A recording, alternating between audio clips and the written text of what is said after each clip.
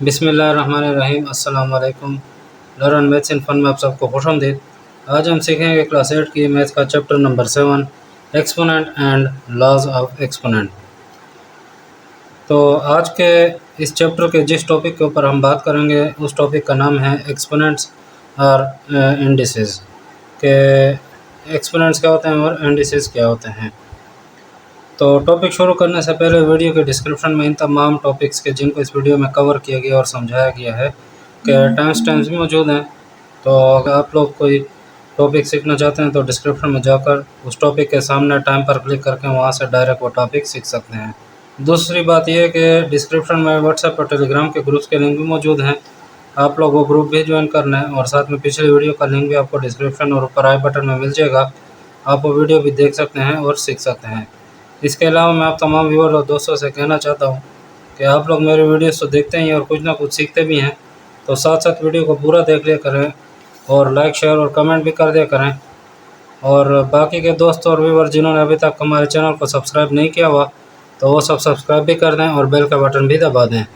इस सब से आपको ये फ़ायदा होगा कि मेरी वीडियोस का नोटिफिकेशन आपको सबसे पहले मिलेगा और आप लोग मेरी वीडियोस देखकर कुछ ना कुछ सीख सकेंगे। और मुझे ये फ़ायदा होगा कि हमारा चैनल भी ग्रो करना शुरू कर देगा और मुझे मेरी मेहनत का भी सिला मिल जाया करेगा। तो चलिए शुरू करते हैं आज का टॉपिक। तो आज का टॉपिक है व्हाट आर एक्सपोनेंट और इंडिसेस, यानी एक्सपोनेंट्स क्या होते हैं और इंडिसेस क्या होते हैं। वेल, जैसा कि हम चार मेन अरिथमेटिक ऑपरेशंस यानी प्लस माइनस मल्टीप्लाई और डिवाइड की बात करते हैं, तो इनको हम लोग मैथ्स में यूज़ करते हैं। और जो एक्सपोनेंट हैं हमारे, इन्हीं मैथ्स ऑपरेशंस की किस्म हैं। एक्सपोनेंट जो हैं हमारे वो इन्हीं ऑपरेशंस की किस्में हैं। ये हमें बताते हैं कि इन नंबरों के साथ क्या किया जाए।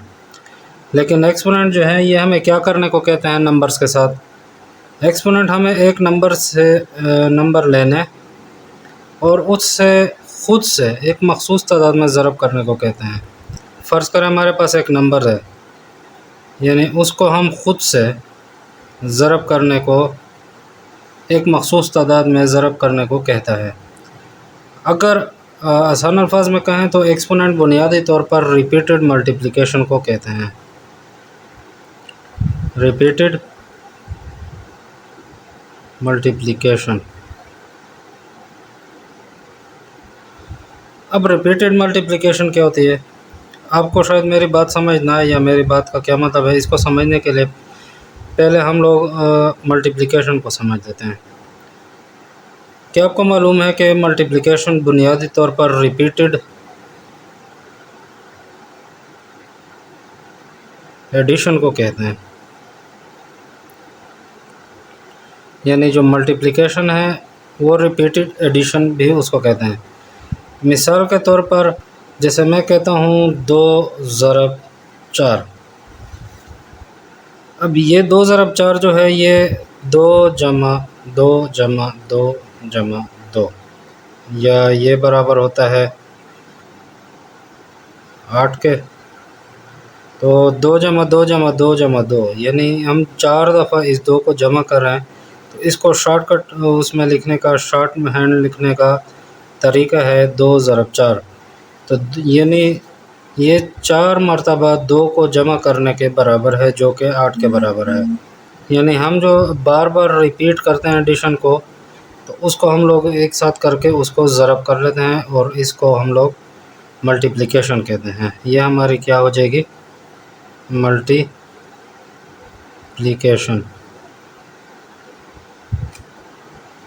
अब आए इस बात का मुवाजना या इसको इस तरह एक्सपोनेंट से कंपेयर करते हैं कि फ़र्ज़ करें 2 पावर 4। तो जी हाँ, ये जो है ये एक्सपोनेंट है हमारा। अभी थोड़ी देर में हम इस पर बात करते हैं कि ये इस तरह क्यों लिखे जाते हैं और इनके क्यों नंबर के साइज़ मुख्तलिफ होते हैं। अभी सिर्फ आपको इस बात को समझ लें कि एक्सपोनेंट जो है ये 2 टू द पावर ऑफ 4 ये हमें ये बता रहा है कि नंबर जो 2 है, यानी ये जो नंबर है इसको हम 4 मरतबा मल्टीप्लाई कर रहे हैं। यानी क्या मतलब कि 2 को 4 मरतबा मल्टीप्लाई कर रहे हैं, यानी जिस तरह हमने कहा था रिपीटेड मल्टीप्लिकेशन। रिपीटेड एडिशन जो है वो मल्टीप्लिकेशन होती है, और मल्टीप्लिकेशन एक ही नंबर को बार बार मल्टीप्लाई करना यानी रिपीट करना, वो हमारा क्या कहलाता है, एक्सपोनेंट। समझ आ रही है बात की? आसान अल्फाज में समझाया जाए तो 4 मरतबा 2 को ले लें, यानी 2 2 2 2। ठीक है, अब इसको क्या करना है, आपस में ज़रब करना है, यानी इस तरह हम लोग ज़रब करना है। तो इससे क्या आएगा, 16 आता है, 16 के बराबर है। तो इसका ये मतलब ये है कि मल्टीप्लिकेशन जो है वो रिपीटेड एडिशन को ज़ाहिर करती है, यानी मल्टीप्लिकेशन जो है वो रिपीटेड एडिशन को ज़ाहिर करती है। और जो एक्सपोनेंट है, जो हमारा एक्सपोनेंट है, ये जो है ये रिपीटेड मल्टीप्लिकेशन को ज़ाहिर करती है, यानी इसमें हम 2 ज़रब 2 ज़रब 2 ज़रब 2 यानी एक ही नंबर को बार बार मल्टीप्लाई करते हैं। अभी हम इसके आगे और भी मिसालें देखेंगे कि एक्सपोनेंट काम कैसे करता है, लेकिन इससे पहले हम ये देख लेते हैं कि एक्सपोनेंट को ऐसे क्यों लिखा जाता है। एक्सपोनेंट में 2 नंबर्स होते हैं, या हम इस तरह कह सकते हैं एक्सपोनेंट 2 नंबर्स पर मुश्तमिल होता है। इसमें जो पहला नंबर है ये 2, ये वो नंबर है जिसे हम मखसूस तादाद में मल्टीप्लाई करते हैं, और ये बड़े साइज़ में या फुल साइज़ में जिसे हम कह सकते हैं कि लिखा जाता है, और इसे हम क्या कहते हैं, बेस। ये हमारा क्या है, बेस। और इसमें जो ये दूसरा नंबर होता है, ये छोटा वाला अगर आपको नज़र आ रहा है, ये ऊपर 4, ये क्या होता है, ये हमें बताता है कि इस बेस को कितनी मर्तबा एक साथ मल्टीप्लाई किया जाए। इसे हम थोड़ा सा छोटा करके लिखते हैं और ऊपर के लाइन के बराबर लिखते हैं। जैसे मैं कहता हूँ कि 2 पावर 4, तो ये ज़रा सा ऊपर लाइन के बराबर लिखा जाता है, और जो हमारा रेगुलर साइज़, नॉर्मल साइज़ जो होता है, इससे ज़रा छोटा करके हम लोग इसको लिखते हैं। इसे हम लोग एक्सपोनेंट या इंडेक्स भी हम लोग इसको कहते हैं। ये जो इंडिसेस है, ये इस इंडेक्स की प्लूरल फॉर्म है, यानी जमा है इसकी, यानी ज़्यादा इंडेक्स हों तो उसको हम लोग इंडिसेस कहते हैं, जैसे एक्सपोनेंट की ज़्यादा को एक्सपोनेंट्स कहा जाता है। तो ये बात आपको समझ आ रही है कि ये जो नीचे हमारा वो होगा बड़ा जो नंबर लिखते हैं, इसको हम लोग बेस कहते हैं, और जो ऊपर छोटा वो कोने में राइट हैंड साइड पर हम लोग लिखते हैं, इसको एक्सपोनेंट या इंडेक्स कहा जाता है। जबकि इसे अगर हम पढ़ने की बात करें तो इसको हम इस तरह पढ़ते हैं, 2 टू द 4th पावर। ठीक है, 2 टू द 4th पावर या 2 टू द 4th, ये पावर लफ्ज़ हम लोग अक्सर नहीं पढ़ते। 2 टू द 4th या 2 टू द 4th पावर, समझ आ रही? जैसे हम लोग कहते हैं 3 पावर 5, तो इसको हम कैसे पढ़ेंगे, 3 टू द 5th पावर या 3 टू द 5th। या फ़र्ज़ करें हम लोग लेते हैं, इसको हम पढ़ेंगे 10 टू द 6th पावर या 10 टू द 6th, इस तरीके से पढ़ेंगे। तो अक्सर आप लोगों ने कुछ लोगों से raised to the certain power, यानी raise to the certain power, यानी हम लोगों को इस तरह लफ्ज़ सुना होगा, 10 to the raised power of 6, या इस तरह लफ्ज़ हम लोगों ने रेज्ड का लफ्ज़ सुना होगा। ये भी एक ही बात को एक और तरीके से हम लोग कहते हैं, एक ही बात होती है, लेकिन इसको हम लोग अलग अलग तरीके से पढ़ते हैं।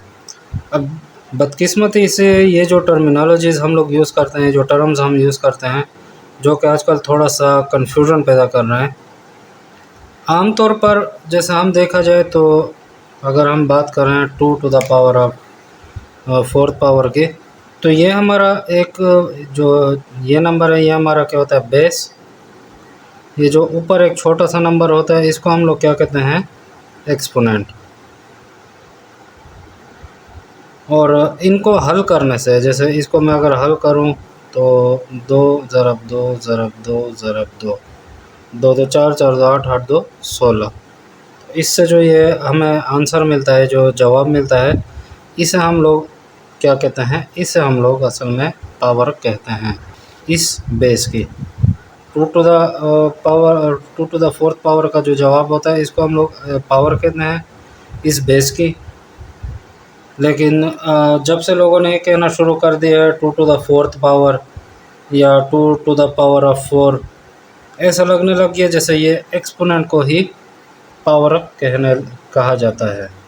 इसके नतीजे में ये हुआ है कि आजकल के जो लोग हैं वो एक्सपोनेंट और पावर को एक ही टर्म या एक ही वर्ड को एक ही चीज़ के लिए यानी इसके लिए हम लोग यूज़ करने लग गए हैं। लेकिन जो भी हो, आप लोगों ने सिर्फ ये समझना है कि जो बेस का जो नंबर होता है ये वो नंबर होता है इस जिसको हम लोग रिपीटेडली ज़रब करते हैं यानी बार बार ज़रब करते हैं। जबकि एक्सपोनेंट का जो नंबर होता है ये हमें बताता है कि हमने कितनी मर्तबा ज़रब देना है। जैसे मैं कह रहा हूँ कि ये जो 3 है ये हमारा क्या है, बेस है, और ये हमारा क्या है, एक्सपोनेंट है। तो ये हमें बताएगा कि इसको हमने ज़रब करना है बार बार, और ये हमें बता रहा है कि कितनी मर्तबा, यानी 1 2 3 4 5 मर्तबा हम लोगों ने इसको ज़रब करना है। ठीक हो गया। सिर्फ आप लोग ये समझ लें आजकल मतलब आप इसको जैसे भी पढ़ लें, two to the fourth power या टू द पावर ऑफ 4 या इस तरह, मतलब जो भी आप पढ़ लें, लेकिन ये आपको पता हो कि नीचे का जो बड़ा जो नंबर होगा वो हमारा बेस होता है और जो ऊपर का नंबर होता है वो हमारा एक्सपोनेंट होता है। यहाँ पर जैसे मैंने आपको समझाया है कि मैं फ़र्ज़ करें two to the fourth power लेता हूँ, तो इसको क्या मतलब है कि ये हमारा 2 टाइम्स 2 टाइम्स 2 टाइम्स 2 होता है और इससे क्या आएगा 16। अब जैसे मैंने आपको बताया कि ये जो 2 है ये हमारा बेस है और ये जो ऊपर हमने राइट साइड पे 4 लिखा है स्मॉल सा कॉर्नर में, ये हमारा क्या है, एक्सपोनेंट, या इसको पावर या इंडेक्स भी कह सकते हैं। और ये जो इससे जो ये आंसर आया है ये हमारा क्या है, वैल्यू। असल में इसको पावर कहा जाता है लेकिन वो लोगों के बेहतियाती या गलती की वजह से इसको पावर कहने लग गए हैं और इसको वैल्यू कहने लग गए हैं। तो आप बस ये इतना याद कर लें कि बेस जो है वो नंबर होता है जिसको हम बार बार रिपीट करते हैं। जैसे 2 को मैं बार बार रिपीट कर रहा हूँ, किस चीज़ के लिए, मल्टीप्लिकेशन के लिए, मल्टीप्लाई के लिए। और ये हमें कौन बताता है कि इसको कितनी मर्तबा मल्टीप्लाई किया जाएगा, वो हमें ये एक्सपोनेंट बताता है। यानी अगर मैं इधर 5 कर दूं तो इसको मैं 5 मर्तबा मल्टीप्लाई करूंगा, इधर अगर मैं 3 कर दूं तो 3 टाइम इसको मैं मल्टीप्लाई करूंगा। यानी ये एक्सपोनेंट जो है ये हमें बताएगा कि ये कितनी मर्तबा मल्टीप्लाई होगा। इसको हम लोग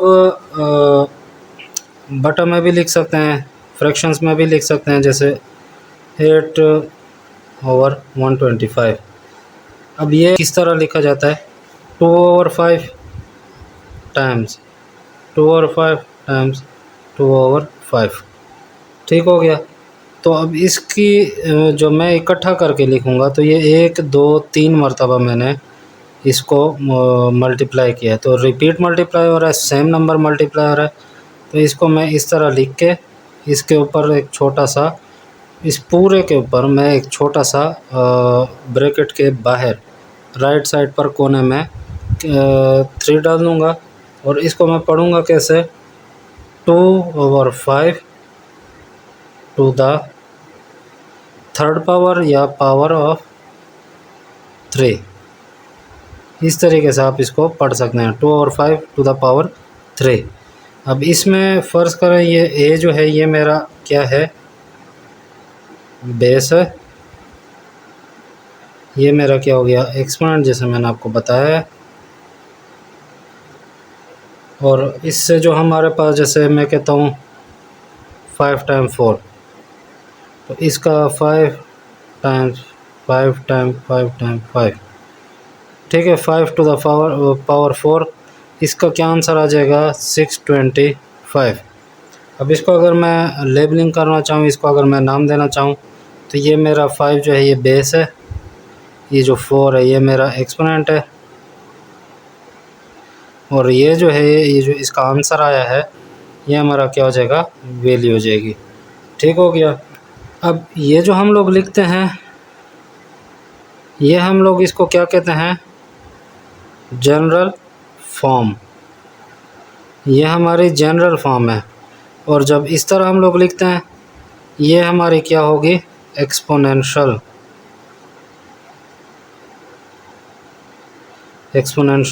फॉर्म। ये हमारी जनरल, यानी हम मल्टीप्लाई में अगर लिखें तो ये जनरल फॉर्म, और अगर ऊपर एक्सपोनेंट डाल दें तो ये हमारा कॉमन लेके जब ऊपर एक्सपोनेंट डाल दें तो ये हमारा एक्सपोनेंशियल फॉर्म हो गया है। तो उम्मीद है आगे एक्सरसाइज में आप लोगों को इन चीज़ों की समझ आ गई है, यानी बेस क्या होती है, एक्सपोनेंट क्या होती है, पावर क्या होता है, इंडेक्स क्या होता है, वैल्यू क्या होती है, एक्सपोनेंशियल फॉर्म, ये सारा कुछ जनरल फॉर्म वगैरह आपको समझ आ गई होगी। आप लोग ये सोच रहे होंगे कि अगर एक्सपोनेंट मैथ्स के ऑपरेशंस हैं तो इनके ऑपरेटर सिंबल कहाँ हैं। जिस तरह हम लोगों ने बात की थी जमा, माइनस, मल्टीप्लाई और डिवाइड की, तो ये जो 4-5 निशान हम पढ़ते हैं तो इस तरह इसका निशान या इसका सिंबल हम लोग बीच में कहाँ लगाते हैं। तो इसका ये है कि क्या हमें इनके बीच में सिंबल की ज़रूरत नहीं होती, जैसे हमें ज़रब के साथ या दूसरे अरिथमेटिक ऑपरेशंस के साथ सिंबल की ज़रूरत होती है। तो इसका जवाब हाँ में भी है और ना में भी है।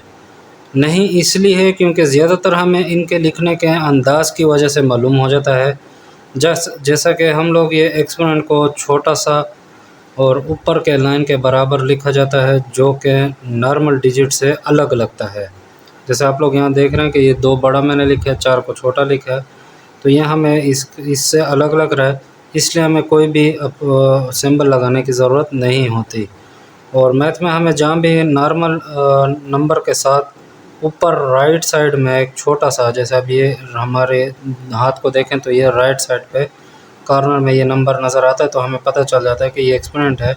जैसे मैं कहता हूँ 4 टू द सेकंड पावर या 8 टू द सिक्स्थ पावर या 21, इस तरह हम लोग ये लिखते हैं।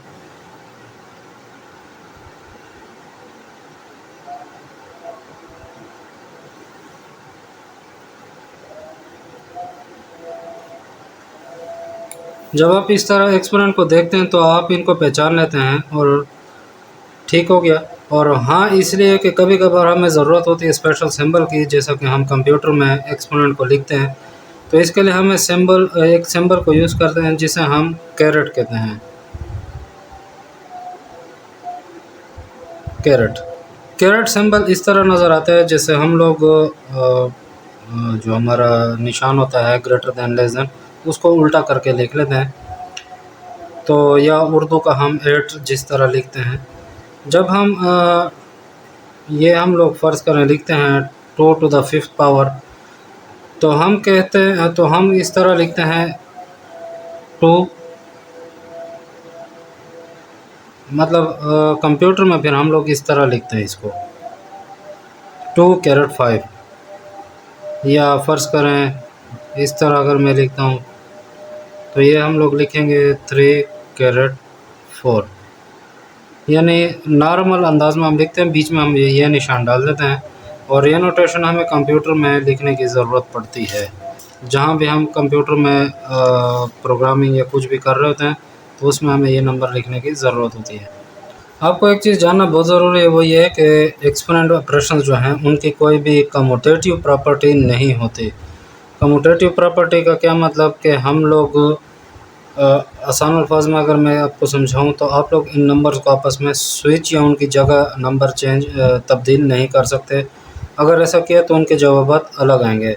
जैसे मैं लिखता हूँ 2 टू द फिफ्थ पावर, तो इसको मैं अगर लिखूँ तो 2 मल्टीप्लाई 2 मल्टीप्लाई 2 मल्टीप्लाई 2, या 2 टाइम्स 2 टाइम्स 2 टाइम्स 2 टाइम्स 2। तो इसको अगर मैं मल्टीप्लाई करूँ तो इससे मेरा आंसर 32 आएगा। लेकिन अगर इसकी मैं जगह तब्दील कर लूँ तो ये एक दूसरे से बदल दें। फ़र्ज़ करें मैं 5 को नीचे लिख लूँ और 2 को ऊपर लिख लूँ, तो ये इस तरह जाएगा 5 टाइम्स 5 इज़ इक्वल टू 25, यानी ये 5 पावर 2 या 5 स्क्वायर बन जाएगा। तो ये इसका आंसर क्या आएगा 25। तो एक्सपोनेंट की कोई भी कम्यूटेटिव प्रॉपर्टी जो है, यानी उनके हम लोग आपस में जगह चेंज नहीं कर सकते, और इनकी कोई भी हम लोगों के पास कम्यूटेटिव प्रॉपर्टी नहीं है। चलो आप लोग ये सीख गए कि एक्सपोनेंट या जिन्हें हम इंडिसेस भी कहते हैं क्या होते हैं और ये कैसे लिखे जाते हैं। अब हम बात कर लेते हैं कि एक्सपोनेंट को मैथ्स में इस्तेमाल कैसे किया जाता है। जैसा कि मैंने शुरू में समझाया था कि एक्सपोनेंट एक वह है, एक तरीका है रिपीटेड मल्टीप्लिकेशन का। जैसे मैं कहूँ कि 3 टू द पावर ऑफ 2 तो ये होगा 3 टाइम्स 3, या अगर मैं कहूँ 3 to the power of third power तो ये आएगा 3 टाइम 3 टाइम 3, या अगर मैं कहूँ 3 to the power fourth power 3 times 3 times 3 times 3। इस तरह क्या मतलब मैं अगर कहूँ कि 3 time 3 to the power fifth power तो ये होगा 3 टाइम्स 3 टाइम्स 3 टाइम 3 टाइम 3। तो तब क्या होगा जब आपको लंबी लंबी रिपीटेड मल्टीप्लिकेशन की ज़रूरत होगी, क्या आप एक्सपोनेंट की मदद से इसको मतलब हेल्प से इसको सॉल्व करेंगे। क्या आप 3 टू द फिफ्थ पावर इसका जो मतलब है जवाब ढूंढ सकते हैं। इनके लिए आपको अपने हाथ या कैलकुलेटर का इस्तेमाल कर सकते हैं। अगर आपके पास मल्टी फंक्शन या जिसे हम लोग साइंटिफिक कैलकुलेटर कहते हैं अगर मौजूद है, तो इसमें हम एक्सपोनेंट के लिए एक अलग बटन होता है, जैसे x to the power y, x to the power y, जिससे हम एक्सपोनेंट को सोल्व करना और भी आसान हो जाता है। फर्ज करें अगर हमारे पास एक है आंसर है 6 टू द फोर्थ पावर, अगर हमारे पास इस तरह है 6 टू द फोर्थ पावर, तो इसको अगर हम सोल्व करना चाहें तो ये कैसे कर सकते हैं। इसके लिए सबसे पहले कैलकुलेटर में हमें, जैसे फ़र्ज़ करें हमारे पास कैलकुलेटर है उसमें मुख्तलिफ बटन्स हैं, तो 1 2 3 इस तरह मतलब 4 5 6 और इस तरह नंबर है हमारे पास। तो इसमें सबसे पहले हम लोग बेस का जो बटन होगा वो दबाएंगे, बेस का बटन यानी 6 पे क्लिक करेंगे। इसके बाद हम लोग एक्सपोनेंट का जो बटन है ये एक्स वाई का, ये अक्सर यहाँ पे लिखा होता है कैलकुलेटर में, तो वो दबा देंगे, जिससे मतलब कैलकुलेटर में तो कुछ आपको नज़र नहीं आएगा कि कोई उधर बटन क्लिक हुआ या नहीं, लेकिन कंप्यूटर को ये कैलकुलेटर को ये मालूम हो जाएगा कि अगला नंबर जो प्रेस होगा वो एक्सपोनेंट होगा। इसके बाद हम अपना एक्सपोनेंट लिखेंगे, उसमें कैलकुलेटर में 4 पर क्लिक करेंगे, जो मतलब इसमें हम लोगों के पास जो ये एग्जांपल है 6 टू द फोर्थ पावर में एक्सपोनेंट जो है हमारे पास 4 है, तो हम 4 पे क्लिक करेंगे। इसके बाद अगर आप इक्वल के जैसे ही बटन पे क्लिक करेंगे तो आपके पास जो जवाब आएगा वो क्या आ जाएगा 1296। यानी आपने देख लिया कि कैलकुलेटर ने हमारा कितना टाइम बचा लिया है। और अब हम जान गए कि अगर हमने अपना 6 को अपने आप से यानी 6 टाइम 6 टाइम 6 टाइम 6 यानी 6 को अपने आप से 4 मरतबा मल्टीप्लाई करें तो उससे जो जवाब आएगा वो 1296 होगा। अब तक हमने जितनी भी एग्जांपल देखी हैं उसमें एक्सपोनेंट जो है वो एक डिजिट वाला होता है जैसे 2 या 3 या 4, यानी हम लोग एक ही डिजिट का एक्सपोनेंट लेते हैं। लेकिन इसका ये मतलब नहीं कि इसमें हम कोई और नंबर नहीं ले सकते। और मैं आपको ये बताते चलूँ कि एक्सपोनेंट कोई भी नंबर हो सकता है। जैसे मैं कहता हूँ 2 टू द 84th पावर या 12 टू द 516th पावर। यहाँ तक कि एक्सपोनेंट जो है वो डेसिमल यानी इशारिया या नेगेटिव नंबर भी हो सकते हैं। जैसे मैं कहूँ 3 टू द 2.5 फिफ्थ पावर या 3 माइनस सेकेंड या स्क्वायर्ड -2 पावर। यानी जो एक्सपोनेंट है वो सिंगल डिजिट, डबल या ट्रिपल या मतलब कोई भी नंबर हो सकता है। उसमें हम लोग डेसिमल नंबर भी ले सकते हैं, उसमें हम लोग माइनस के नंबर भी ले सकते हैं। तो इस तरह जो हमारा एक्सपोनेंट है वो कोई भी नंबर हो सकता है। अब इस वीडियो के आखिर में सबसे ज़्यादा जो मैं दो सबसे ज़्यादा कॉमन जो यूज़ होने वाले, सबसे ज़्यादा इस्तेमाल होने वाली एक्सपोनेंट्स के बारे में बताता चलो, जो कि 2 और 3 हैं।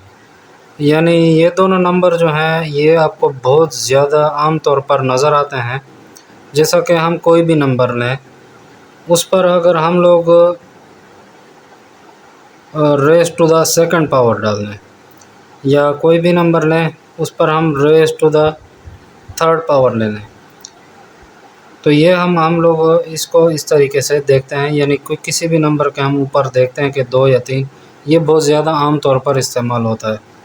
यहाँ तक कि ये इतने आम हैं, इतने कॉमन इस्तेमाल होते हैं कि इनके अपने स्पेशल नाम रख दिए गए हैं।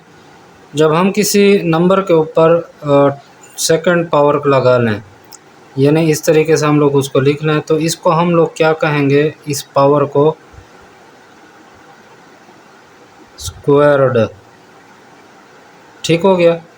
जैसे कि मैं लिखता हूँ 5 टू द सेकंड पावर, तो इसको हम लोग किस तरह पढ़ सकते हैं, 5 स्क्वायर्ड। शॉर्टकट में आप इसको पढ़ सकते हैं। या फ़र्ज़ करें अगर मैं 12 टू द सेकंड पावर ले लूँ, तो इसको हम लोग पढ़ेंगे 12 स्क्वायर्ड।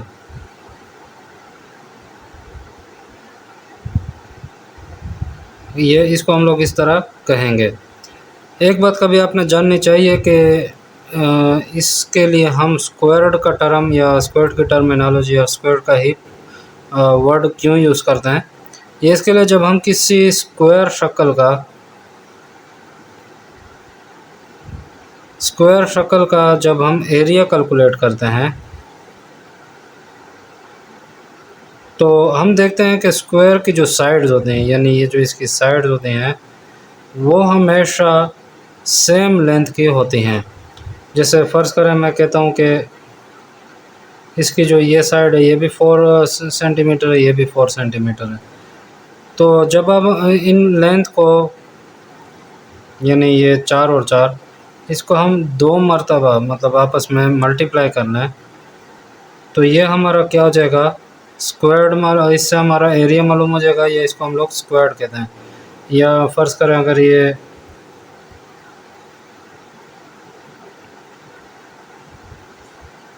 तो ये क्या बनेगा, 5 स्क्वायर्ड।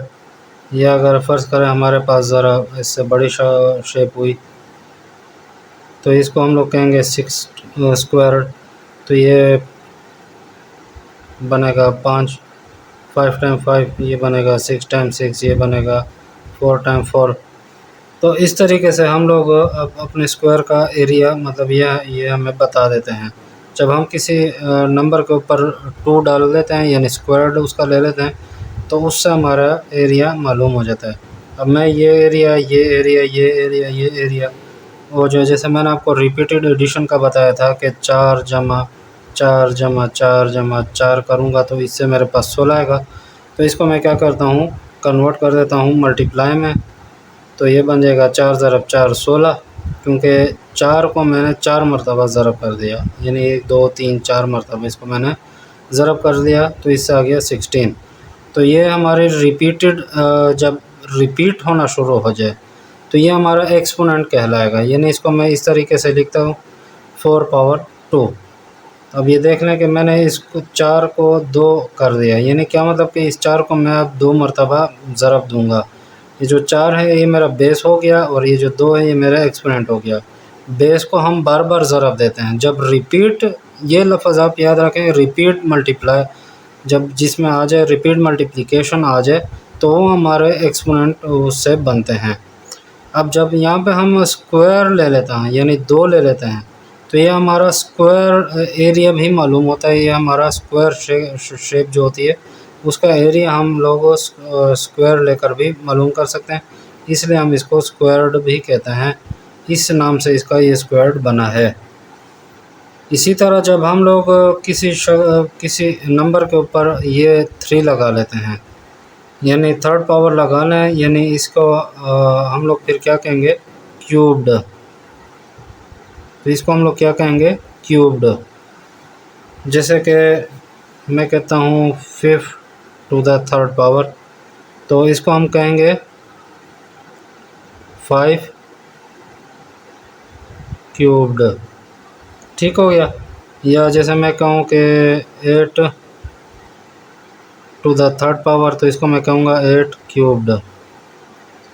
इसका क्या मतलब कि इस 8 को मैं अपने आप से 3 मरतबा मल्टीप्लाई कर लूँ, तो इससे जो हमारा आंसर आएगा वो क्या होगा, वो इसका क्यूब होगा। जैसे कि हम लोग क्यूब शक्ल की बात कर लें तो हमारे पास क्यूब जो होता है वो ऐसे 3 डायमेंशनल का होता है, यानी उसकी आगे पीछे दाएं बाएं आपको 3 साइडों से उसकी वो नज़र आ रही होती हैं साइडें, तो इसलिए इसको 3 डायमेंशनल भी कहा जाता है। 3 डायमेंशनल जितने भी ऑब्जेक्ट्स हैं उनकी साइड्स जो अगर बराबर हो क्यूब में, तो उनकी क्या होती हैं, साइड्स आपस में एक जैसे बराबर होती हैं, उनकी जो लेंथ है साइज़ की साइड्स की जो लेंथ है वो एक जैसी होती है। जब आप इन लेंथ को एक साथ 3 मरतबा मल्टीप्लाई, यानी जैसे मैं कहूँ कि 4 4 और ये 4, यानी इसकी लंबाई चौड़ाई और हाइट, ये तीनों को अगर आप ज़रब कर लें तो ये 4 क्यूब बनेगा। तो इससे आएगा 4 टाइम 4 टाइम 4, तो इससे आएगा 64। तो इस तरीके से आप इस क्यूब शक्ल का वॉल्यूम मालूम हो जाएगा। यहाँ पे क्यूब शक्ल का हमें वॉल्यूम मालूम होता है, और जो स्क्वायर शक्ल होती है उसका हम लोग एरिया मालूम कर लेते हैं। तो स्क्वेयरिंग अ नंबर, यानी स्क्वेयरिंग अ नंबर जो है, यानी किसी स्क्वायर शेप का नंबर और एरिया मालूम करना, ये एक स्क्वायर मालूम करना होता है, तो ये नाम स्क्वायर से लिया गया है। इसी तरह क्यूबिंग अ नंबर, यानी इस तरह आप क्यूब ले लें तो उसका जो हम क्यूब मालूम करना जो होता है, यानी एक नंबर का क्यूब मालूम करना, ये नाम क्यूब से लिया गया है। और इससे हमें पता चलता है कि एक्सपोनेंट 2 और 3 मैथ में कितने कॉमन इस्तेमाल होते हैं, यानी उनके अपने नाम भी रख दिए गए हैं। तो ये था आज का हमारा टॉपिक कि एक्सपोनेंट क्या होते हैं, इंडिसेस क्या होते हैं। उम्मीद आपको समझ आई होगी। इसमें हम लोगों ने शुरू से एंड तक बहुत सी चीज़ें देखी हैं, यानी सबसे पहले हमने एक्सपोनेंट देखा है, फिर उससे पहले हम लोग ये समझे कि मल्टीप्लिकेशन क्या होती है, जिसे हम रिपीटेड एडिशन भी कहते हैं। जब रिपीटेड एडिशन आ जाए उससे मल्टीप्लिकेशन बन जाती है, और जब रिपीटेड मल्टीप्लिकेशन आ जाए, यानी एक ही नंबर को बार बार मल्टीप्लाई किया जाए, तो उससे एक्सपोनेंट बन जाता है। तो ये आपको समझ आ गई। इसके बाद हमने इसके एक बेस और जो इसका एक्सपोनेंट और इसकी पावर और वो जो इसका वैल्यू था वो हमने मालूम किया कि वो किसे किसे कहते हैं। फिर हमने ये देखा कि इसको लिखा कैसे जाता है, मतलब, और इसको हमने ये भी देखा कि आजकल लोग मतलब क्या कॉमन मिस्टेक करते हैं पावर और एक्सपोनेंट में, जो है क्या कॉमन मिस्टेक होती है वो भी हमने सीख लिया है। इस तरह मतलब आप लोगों ने ये भी देख लिया कि हमें कहाँ कहाँ इनके सिंबल्स की ज़रूरत होती है, कहाँ कहाँ सिंबल्स की ज़रूरत नहीं होती। फिर हमने कम्यूटेटिव प्रॉपर्टी के बारे में भी देख लिया है। इसके बाद इसका कैलकुलेटर में यूज़ करना भी सीख लिया है, और हमने स्क्वायर और क्यूब के बारे में भी सीख लिया कि ये नाम इनको कैसे मिले और कैसे मतलब ये कॉमन यूज़ होता है और कहाँ से इनको ये नाम मिले। तो उम्मीद करता हूँ आपको आज के टॉपिक्स की समझ आई होगी, आज के पॉइंट्स की समझ आई होगी। अगर आपको किसी पॉइंट या टॉपिक की समझ नहीं आई तो आप कमेंट सेक्शन या व्हाट्सएप या टेलीग्राम के ग्रुप्स में भी पूछ सकते हैं। उम्मीद करता हूँ लर्न मैथ्स इन फन की वीडियो भी आप लोग भरपूर लाइक और शेयर करेंगे। आप लोगों के प्यार भरे कमेंट्स का भी बेहद शुक्रिया। मिलते हैं अगली शानदार वीडियो में, तब तक के लिए अल्लाह हाफिज़।